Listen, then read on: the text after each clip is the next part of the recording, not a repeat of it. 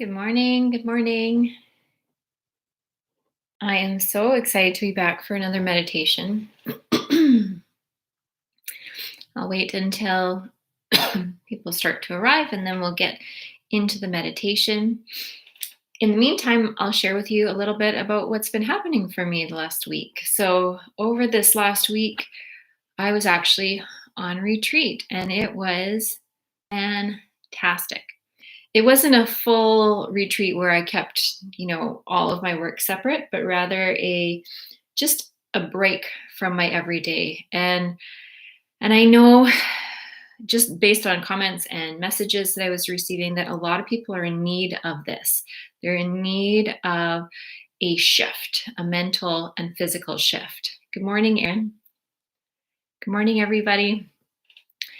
And I think it's so important. And that's one of the things that I found probably the most frustrating about the last couple of months is that while we could do a lot of inner work, sometimes it's so important to just move our body and actually change physical location and kind of shift up your routine a little bit, because that in and of itself gives you a new perspective. It gives you a new way of looking at what's going on in your experience.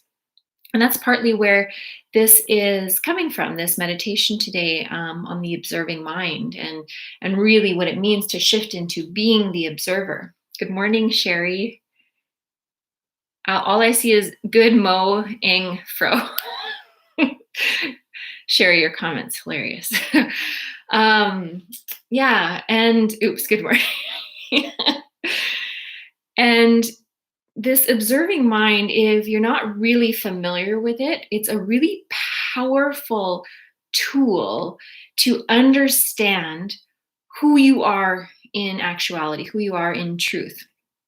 If you have not spent a lot of time in this observing mind, it's really the state that you move into in meditation. Paula says, I look so rested. I feel so good. I'm pretty tired this morning, but that's okay. It was a full, beautiful experience. Thank you. Thank you for noticing.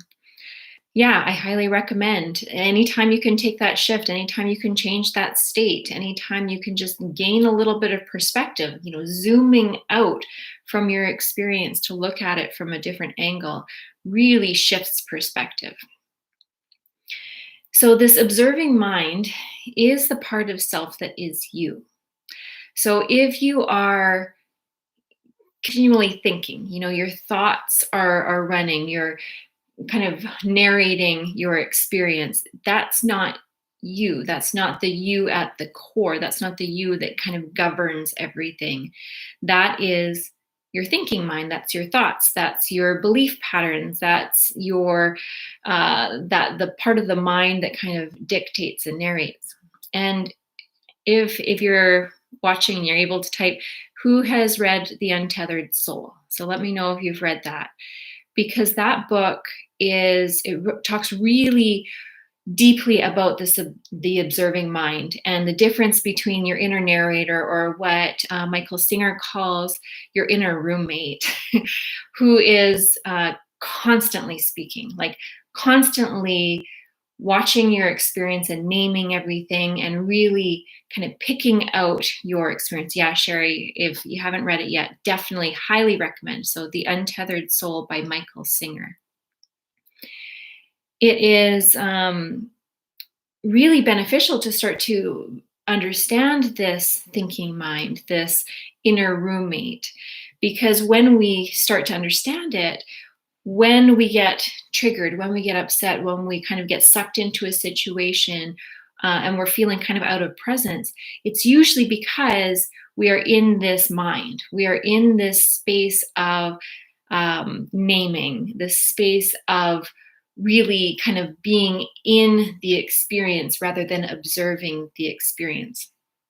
And there's a lot of power to understanding that this part of you is not you at your core, but rather is a representation of yourself as you're looking out, as you are experiencing based on past experience and based on kind of what you're projecting into the future. So this inner roommate can often, uh, it just talks continuously. It talks all of the time. And if you're quiet for just a few minutes, if you're quiet just for long enough to really observe this, it's almost neurotic, like the things that are going on in your mind. And I was at a friend's house last night. We were watching music, and I was watching my inner roommate because there was like a host of characters there. They were all wonderful people and so interesting. Like I was watching my inner roommate going, "Oh my goodness, he's such a good singer." And then, "Wow, he looks like a hipster." And then, "What's a hipster?" "Oh, right, a hipster is like a hippie, but like a modern day hippie." And then it was just going, and I was watching it, and I was kind of giggling at like these thoughts that were just moving continuously. But the moment that you become aware of the fact that you have this inner voice, so the moment that you can watch this happening is the moment that you make that shift from actually being caught in it to observing it. And this observing mind is where the seat of awareness is. So, anytime that we can notice what's going on in our thinking mind, what's going on around us, what's going on in our experience, that is cultivating awareness. And that's why meditation is so powerful, because the more we practice it, the more that we strengthen that muscle of awareness, that muscle of observation. And in the meditation we're going to do this morning, we're going to kind of practice that a little bit. So we're going to look at this inner roommate and the mind that kind of speaks continuously, that monkey mind. And also same with the body. It happens in the body very similarly. We're constantly moving through experiences in the body, but if you can kind of move back behind it and observe it, that's the cultivation of awareness. Good morning, Anita. I saw your beautiful garden. Oh my goodness, it is huge. I can't wait to see it in full bloom. Okay, a sip of tea, and then let's get into this meditation. So you can find your comfortable seat and shift into a position that feels really good for you. So feels like you can let go of some of the muscular tension. You can kind of let go of any tightness in the shoulders. And you can just sink into your groundedness, into your root, into the base of your spine. And feel yourself connected and pulled down into the earth. I find it so beneficial to establish this connection to the earth first, because the earth offers a really potent experience of presence. The natural cycles and also that grounded feeling helps to root you in present moment. It helps to root you in that space of the observer.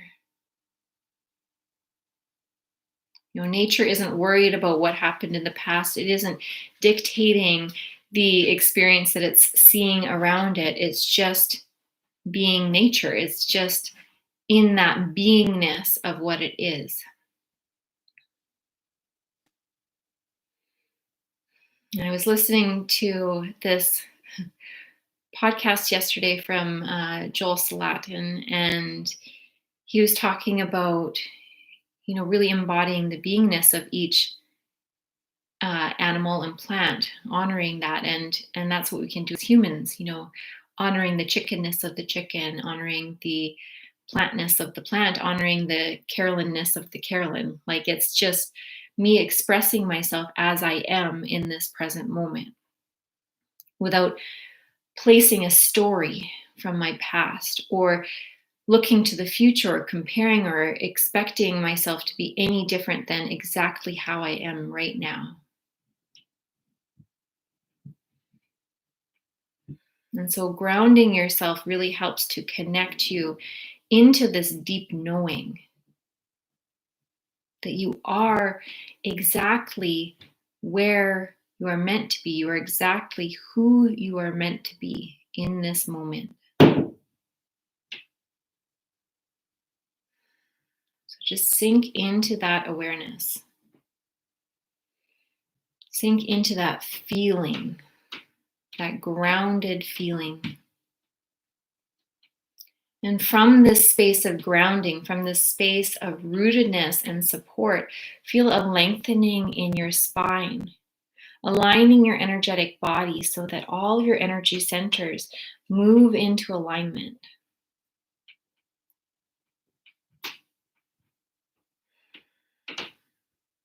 And breathe into this space. So as you bring in breath, feel that breath moving down through your energetic body all the way into the earth, and exhale out into the earth. So inhale in,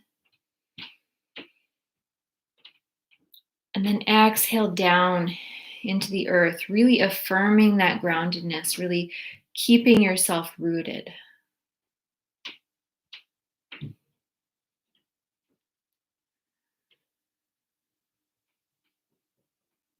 And then I'm going to offer you a minute or two of silence, just to be with you right here, right now, and allow any thoughts, any feelings, any sensations to come up, and just be with them.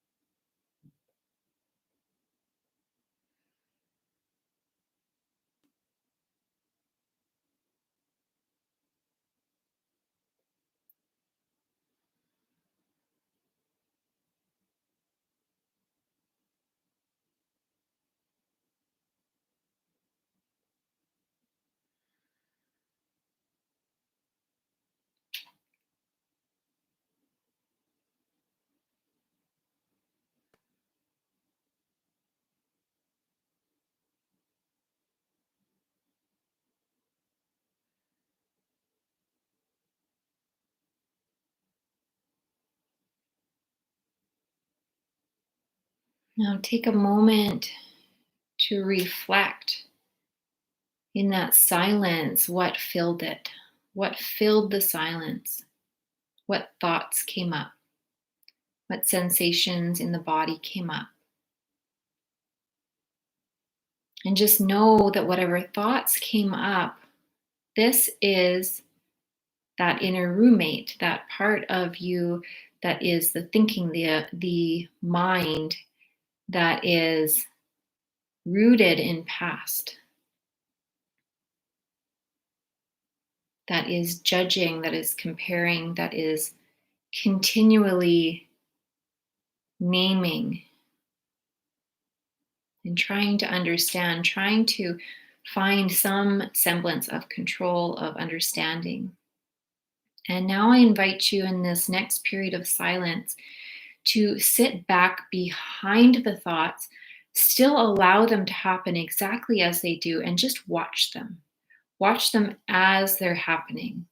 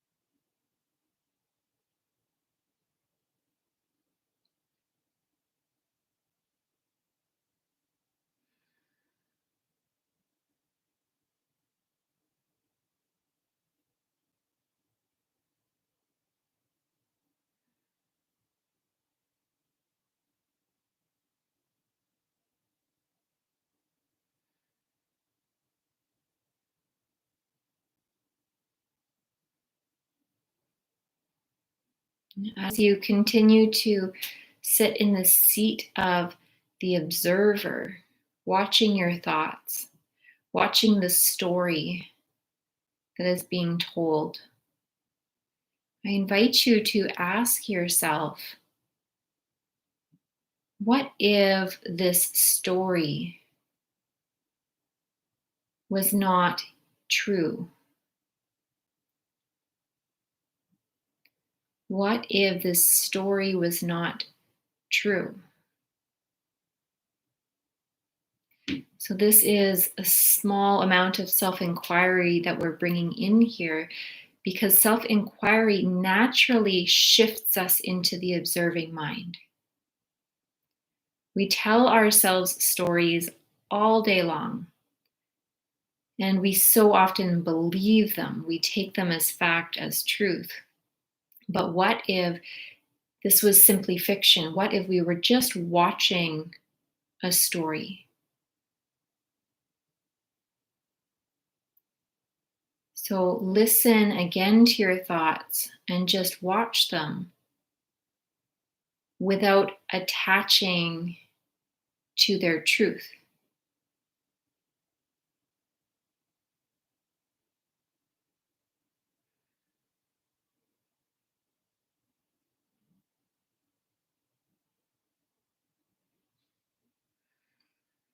Just to explain this further. So, the thoughts that come up for me often when I'm guiding meditation are surrounding, am I doing this long enough? Is this, uh, are we doing it right? Am I sharing this proper? Like just going into this whole mental pattern of making sure that I'm sharing meditation with you adequately.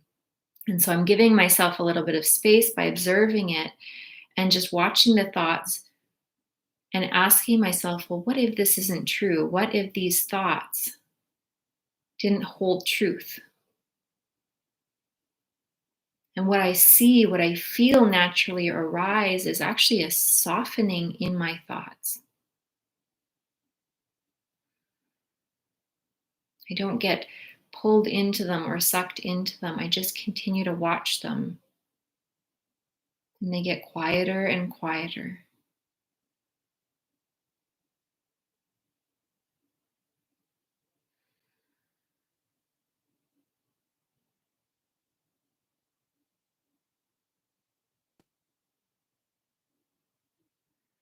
Now I invite you to watch the feelings in your body. So shifting from thoughts to observing the sensations in your body now.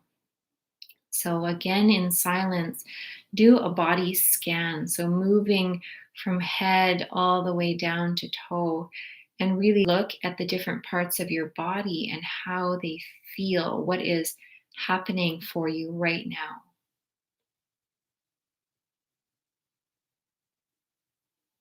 And when you land on any areas of discomfort, notice what the mind does. Notice if you're feeling pulled into those sensations, or if you can sit back into that seat of the observer and watch it. Notice it. Give yourself a little bit of space from the sensations.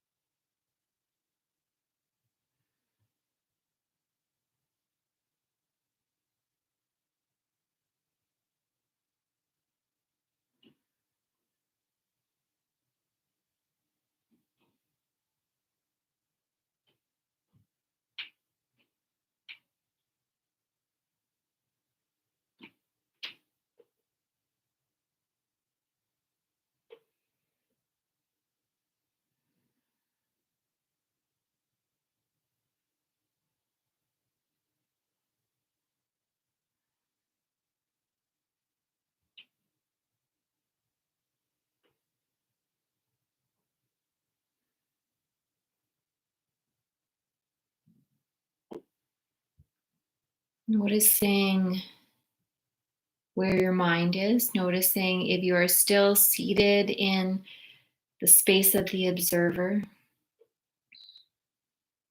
and taking a bit of inventory. So, were you pulled into any areas in your body? I noticed that I had sensations in my head, almost like the start of a headache, like pressure, and then also in my chest. And this noticing, this ability to see what is happening without having to label, without having to explain, is what it means to be the observer. And this is a really powerful space when we are experiencing discomfort in the body, when we're experiencing something that is dysregulated, such as a heightened immune or a heightened nervous system response, or any other pain or discomfort in the body. Really taking that space of the observer, the watcher, the witness. It softens the experience, it softens the urgency, and also helps to shift that nervous system into the more balanced and healing nervous system, which naturally helps to relax and release any physical discomfort.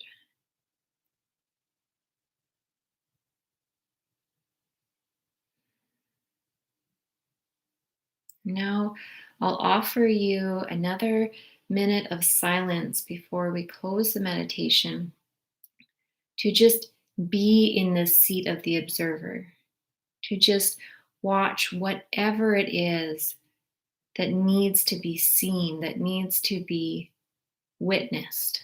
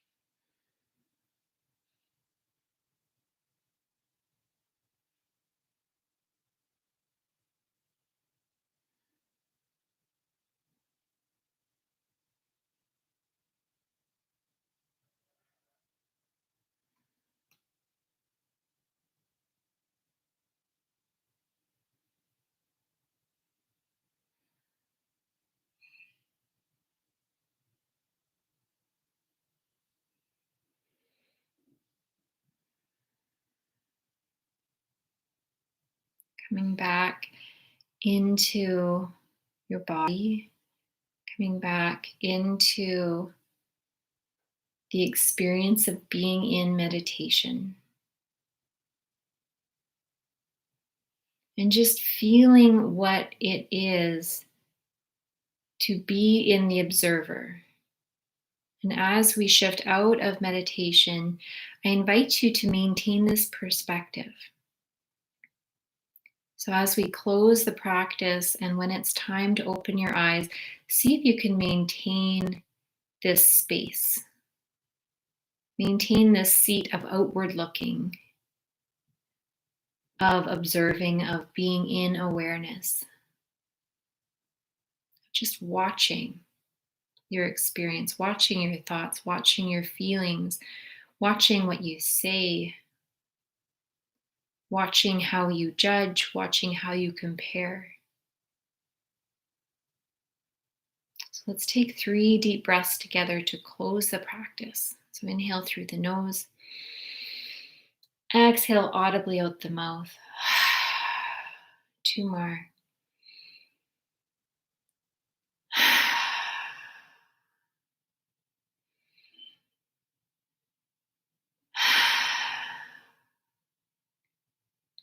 When you're ready, feeling into the space around you before you open your eyes, really noticing where you are, feeling into the space.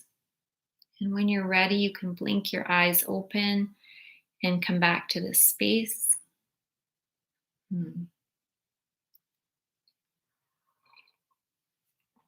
So, this practice of being in the observing mind is one that takes some cultivation. So, please know you don't need to be in this space at all times. It's just an invitation to return to it whenever you feel called to.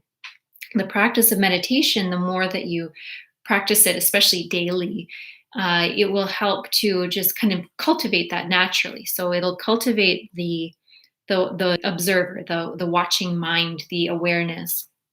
And as we take that seat more and more often through our day, the fluctuations of our day, the things that usually trigger us, the things that usually kind of throw us off course, become less um, powerful. So they won't throw us off as deeply, because when something starts to happen that disturbs our peace, that disturbs our experience in this moment, we'll be able to see it more objectively. We'll be able to see it as something that is outside of us. And just that tiny little bit of space that's provided in your perspective is enough. That's all that you need to shift. So it's this moving back into the seat of the observer and gaining just that little bit of awareness. So we're cultivating awareness. So yeah, if you weren't here for the beginning, I was recommending the book The Untethered Soul by Michael Singer. And it is so powerful for understanding this observing mind, or sorry, the observing mind, and then kind of the contrast of the monkey mind, or what Michael Singer calls the inner roommate. And really how, if we aren't practiced in this, that's the mind that we identify with. We identify with the inner roommate pretty much all of the time, and that's who we think we are. But it's really eye-opening when we're able to shift into this seat of observing, of watching the thoughts, of watching the sensations in the body. You're so welcome, Anita. And I can speak to this very powerfully because I've had a couple of, especially physical experiences where this has made a big difference. So I did hypnobirthing. I don't know if anybody has heard of that, but I actually am a trained hypnobirthing practitioner. So I've had two childbirths, and the first one was really uncomfortable, really painful. And the second one, I learned how to employ this meditative technique where you relax, you consciously relax, you shift into the seat of the observer, and you watch your experience, and you allow your body to do what it naturally does. And it was painless, like genuinely painless. So there's power. There's a lot of power in shifting into the seat of the observer. I've also had a more recent experience where I couldn't take any opiates or anything that is like a really strong painkiller. And I had a major abdominal surgery. And so I couldn't take any painkillers. And so my painkiller was meditation. So I had to keep shifting into this space of being in meditation and kind of watching from the outside and kind of shifting back behind, because anytime I identified with that pain, it was like overwhelming. And it wasn't easy. I can't say that it was something that I would want to do again, but I had to. It's a powerful thing to know that you can do this, so that even when you're in mental or physical pain or discomfort, which honestly we're in a lot of the time, anytime we get taken up in our experience and we're shifted into that comparing mind, that's pain. We're experiencing the pain of that. And if we stay there, that's suffering. We're continuing to perpetuate that cycle of pain. So there's a lot of power in this. And so if you don't yet have a regular meditation practice, I so highly recommend it, if only for this understanding that you can become separate from your thoughts, that you can become separate from the physical experience that is tied to discomfort, that is tied to the past and the future. You can really learn how to be in this present moment and observe it as it is. Oh, I'm so glad that you enjoyed it, Sherry. And yeah, it's pretty incredible what meditation can do, which is why this is something that is much more than this isn't just a business to me. This is a heart calling because it is so powerful. It is so beneficial when we learn how to shift into these deeper states and to really learn the inner landscape. A whole new world opens up for us. And I think that this is the next step in our human evolution, our human expansion, is learning how to really navigate these inner states and how to cultivate the experience of awareness. So thank you. Thank you for being here with me in this powerful meditation in community. And I'm back from retreat, so I'll be sharing more in the group this week than I did last week. And I have some ideas for kind of cultivating a lot of engagement and helping to offer you a space to also share your brilliance. So I look forward to that. Have a beautiful day and a wonderful week to come.